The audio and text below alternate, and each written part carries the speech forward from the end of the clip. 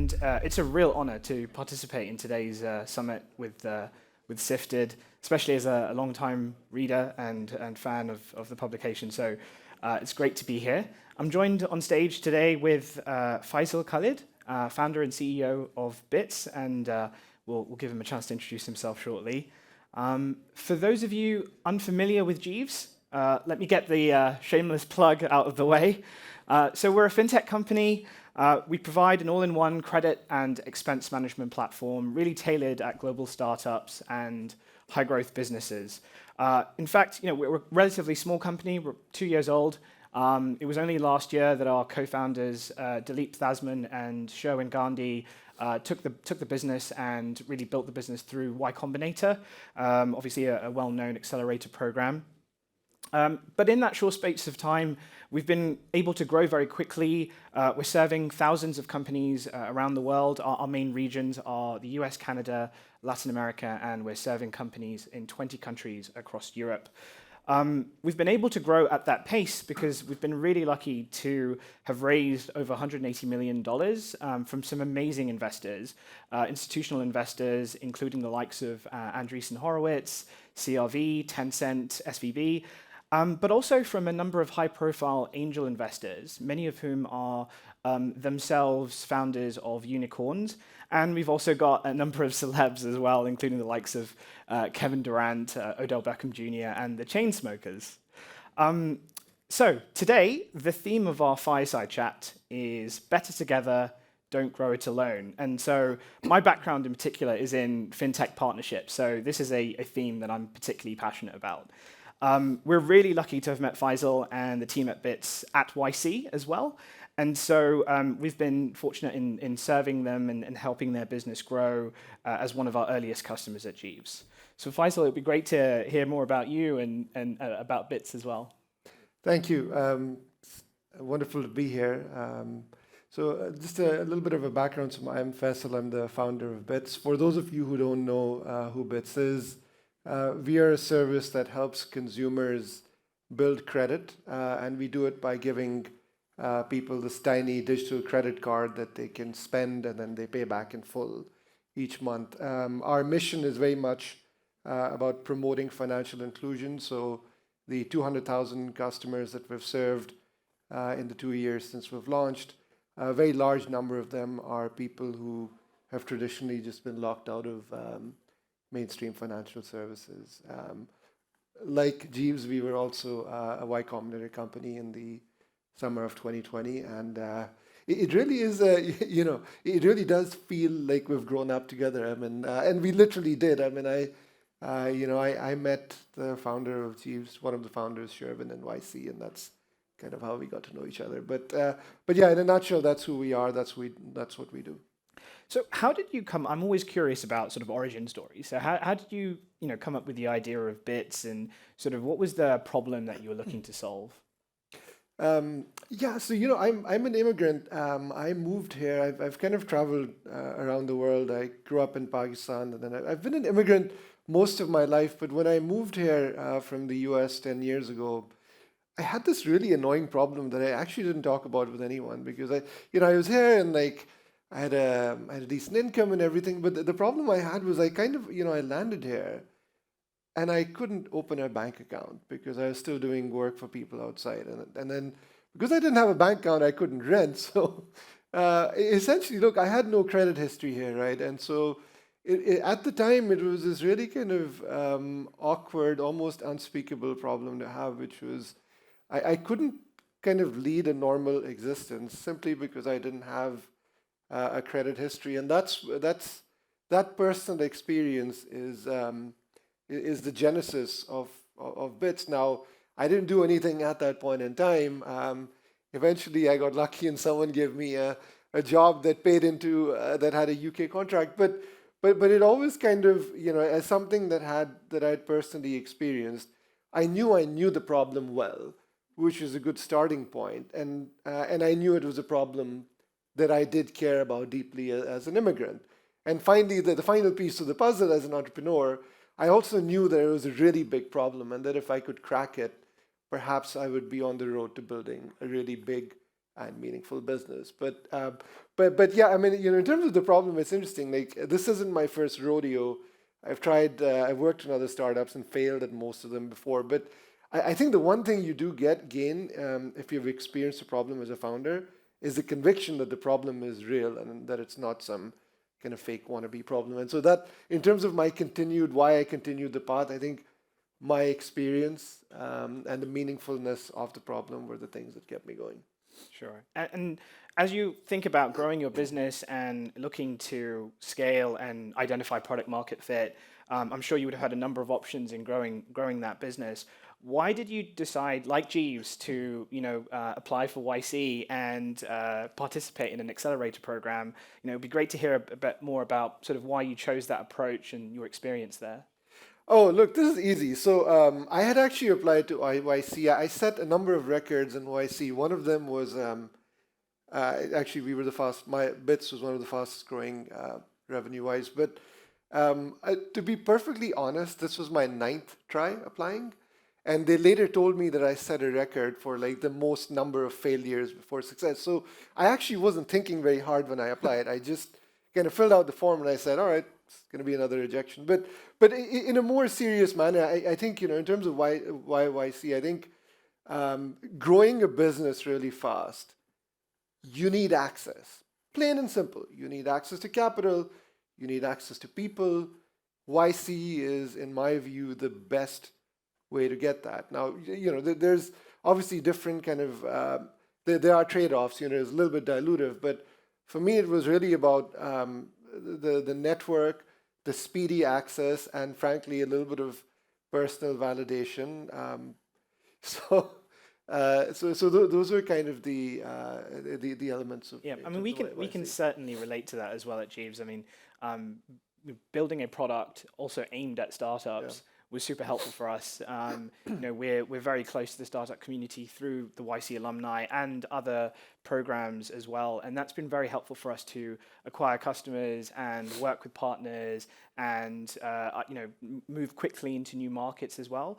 YC is becoming more global. It's less US North America centric as it used to be, and so when sort of Jeeves and Bits went through the program, we were in the midst of sort of a COVID environment, participating in the program remotely as well. So that was a very interesting experience. But ultimately, the network and the opportunities, like you said, the access that it provides is incredibly helpful. Yep. So in terms of growing and sort of thinking about capital, you were able to secure seed funding from YC. You also, were able to raise through crowdfunding and via Crowdcube.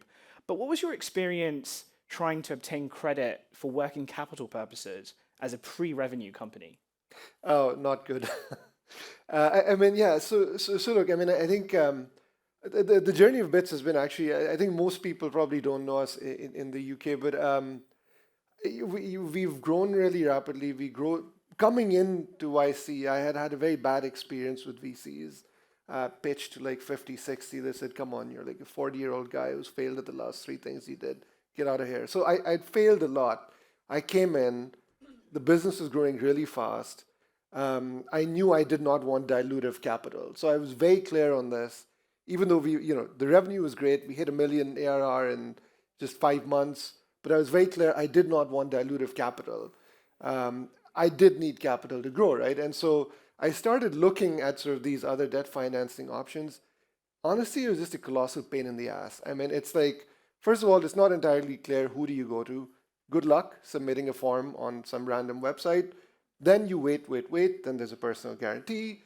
And at the end of 3-4 weeks, you're trying to drive this like rocket ship business. The outcomes are colossally unknown. And so what I liked about kind of Jeeves was it was just a few Slack messages to the founder, like honestly. But that was maybe slightly a little bit unusual because I knew the founder. But I think for me it's very simple. I need capital to grow. This is a really rapidly growing business, but I don't want the process I don't want it to be dilutive. I need it to be credit. And I don't want the process of getting this working capital to stop me from running my business. And I don't want this to sound like a love fest because it's not. But honestly, like I looked at a number of very well-known providers. By the time we actually, we were revenue positive, we had options. But for me, really, it was like, this is credit. It's a no-brainer. These guys are on WhatsApp and Slack. They're founders like me. It's not some gazillion-dollar company. And I can grow my business, right? So now we're in the UK. We're launching in the US basically in the second week of January. We're in Brazil after that. So as I scale my business, I need, ideally, I don't want to waste time finding the next financing partner, right? And so the cool thing about Jeeves for me was, okay, it is credit. I can pretty much do everything. My Facebook ad spend, my Upwork spend, I get cash back.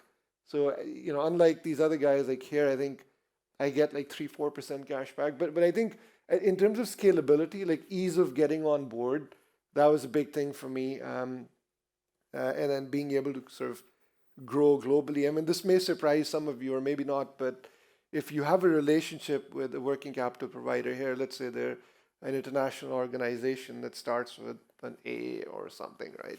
And has an M as the next initial, your relationship doesn't scale.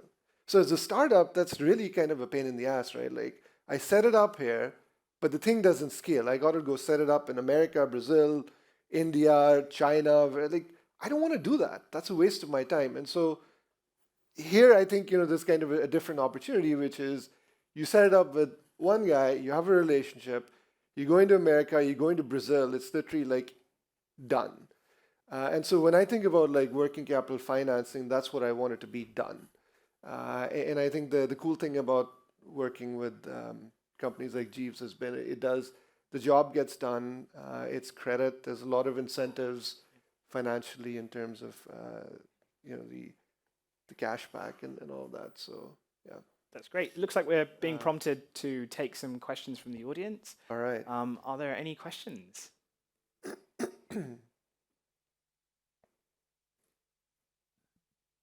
Well, I've got a few more then, so that's good. So one of the questions I had actually, Faisal, was, you mentioned you're expanding into the US and other markets. Yeah.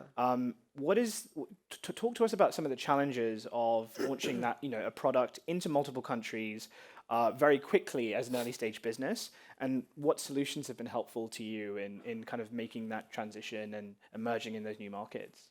So as a fintech business, the first one is obviously the regulatory landscape, understanding, and especially going into America, it's there's the federal statutes, and then there's the 50 states plus DC. So I think getting a lay of the land in terms of the regulatory framework is probably the number one port of arrival. Legal structure, having a legal entity there, flipping here to there, and then the third one, frankly, is and again, as a fintech business, is especially painful, just the basics of hey, where am I going to put my money? I need working capital. Where is that going to come from? Relationships don't port. So this is a tough thing, right? I set up a multi-million-dollar business in the UK. That doesn't port across borders. People don't care. And so if you're working with I actually frankly didn't face this problem because I was working with a provider that did port my relationship. But if I didn't have that, it would have been, I wouldn't have been able to launch with this speed. So I think that, when you're thinking about scaling a business, regulatory and legal structure, but think very hard about, how am I going to get access to the capital? And sure, there's equity, but, I think working capital revenue-based financing is much more interesting way to work. It's not dilutive. And you talked about also, some of your previous failures. Yeah. What would you say, are some of the biggest learnings from that experience? I think, honestly, number one is chasing VC money. It's garbage. I mean, I think most VCs, the perfect truth, I mean, look, there's no perfect truth, but it's convenient for me to say it now because I have a business that is revenue generating, but most businesses don't fail because some fancy pants VC didn't give them a check. They fail because no one wants what they build. And so the VC motto of build something people want, it rings true in pretty much every business. I think the only advice I would give is find 5 customers who are willing to pay for your stuff, and don't be shy to charge money. I think there's a bit of a culture in actually Silicon Valley, even here, like, oh, I don't want to charge people. Why not? If you're providing a service that's valuable, you should be able to find five guys to pay. So find your first five customers, and then move your business. The rest of the stuff will fall in place. And then in terms of like identifying product market fit as well, Yeah. what was that journey like for you, and how much did YC and perhaps some of the other participants in the program assist you with that? So it's kind of this mysterious thing, product market fit. It's like, have I found the right person? I mean, Excuse me. so 10 years later, sometimes you're still wondering, was it a fit or not? So, I mean, I think the textbook definition, the YC definition of product market fit is like, if you have more customers than you can deal with. But I think, yeah, the YC journey is, I think like some people are good at being honest with themselves. For those who aren't, like getting told, don't worry, if you go through YC, they will tell you in a very brute force American way, you're full of shit, basically. So I think, look, speed, in any startup, the essence of the game is speed. And, whether that's about like going through YC and getting accelerated feedback, or whether it's about raising capital for your business, you have to be thinking speed. Achieving the same outcome that I achieved in YC, the same feedback over the course of 2 months, over 3 years, I could have gotten there myself. But I think, in all these things, if you do have traction, you want to work with partners who deliver speed, and you want to put yourself in situations where you learn fast. And so I was very lucky in terms of the business strategy, like YC gave me that. The partnerships that I got coming out of it, whether it was Jeeves or other providers, they all recognized that speed is kind of something we need to deliver. And so, yeah. Fantastic. Well, look, thank you so much for your time, Faisal, and it's been great to hear your experience and lovely talking with everyone. Thank you. Thanks for having me. Okay.